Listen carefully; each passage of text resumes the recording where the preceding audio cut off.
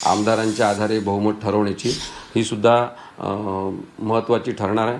विधानसभा अध्यक्षांनी जे 4 अपात्रतेचे पिटिशन त्यांच्यासमोर होते ते निर्णय घेताना सगळ्यांनाच पात्र ठरवलेला आहे आणि तो निर्णय किंवा कोणीच अपात्र नाही असं ठरवलेला आहे. तो निर्णयसुद्धा चुकीचा आहे असं सर्वोच्च न्यायालयाने त्यांच्या परिच्छेद नंबर 533 आणि 674 मध्ये म्हटलेला आहे.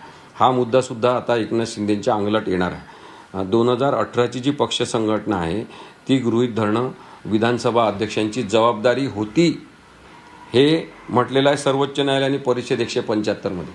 त्यामुळे 2018 मध्ये पक्ष संघटनेत जो बदल करण्यात आला त्याची माहिती निवडणूक आयोगाकडे देण्यात आलेली आहे. ते पत्रसुद्धा आज पुन्हा एकदा सर्वोच्च न्यायालयाला दाखवलं जाईल आणि या सगळ्या पुराव्यांच्या आधारे मला वाटते मांडणी होईल. त्यानंतर पुढची सुनावणी ही एकनाथ शिंदे आणि निवडणूक आयोग यांची बाजू त्यांचे वकील मांडतील. ते आजच होईल की त्यानंतर होईल हे न्यायालय ठरवेल. पण मला असं वाटतं की पुढच्या 1-1.5 महिन्याच्या कालावधीमध्ये आता ही सुनावणी पूर्ण होऊन निकाल लागेल. आज काय होईल कोर्टात?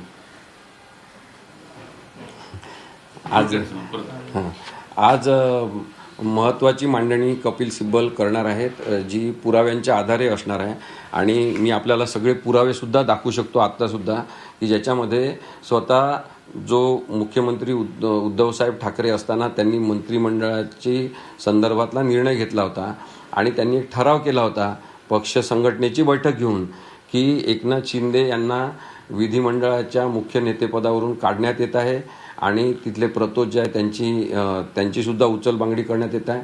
त्याच्यावर त्या ठरावावर सह्या कोणाच्या आहेत? त्याच्यावर सह्या आहेत उदय सामंत मंत्री यांची, दादा भुसे मंत्री यांची आणि संजय राठोड जे तेव्हा आमदार होते यांची. त्यामुळे त्या लोकांच्या ओरिजिनल सह्या त्याच्यावर आहेत. ते सुद्धा पत्र सर्वोच्च न्यायालयामध्ये दाखल करण्यात आलं. सर तुम्ही म्हणताय 1 ते 1.5 महिना अजून लागेल, दिवाळीच्या आधी होऊ शकतो? दिवाळीच्या आधी निकाल नक्की लागेल अशी शक्यता आपण सांगू शकतो. पण अर्थात हे सगळं सर्वोच्च न्यायालयावर आधारित त्यांचे काय कामाची कार्यव्यस्तता आहे त्याच्यावर अवलंबून आहे. पण आता जास्त विलंब लावला जाणार नाही असं वाटतं. संजय राऊतांनी आज एक फोटो टाकला एकनाथ शिंदेचा आणि त्याच्यावर अशी पोस्ट केली आहे की कायद्याच्या मार्गाने लवकरच आटोपतायत सगळ्या गोष्टी. करत असेल कारण की सगळ्यांनाच आता अंदाज आलेला आहे की आता सर्वोच्च न्यायालयाची प्रतिमा त्यांनी जपली पाहिजे.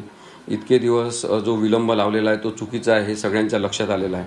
सर्वोच्च न्यायालय ही अत्यंत महत्त्वाची यंत्रणा आहे. त्याच्यामध्ये काही उणिवा असतील, त्रुटी असतील, अप्रामाणिक काही लोक असतील.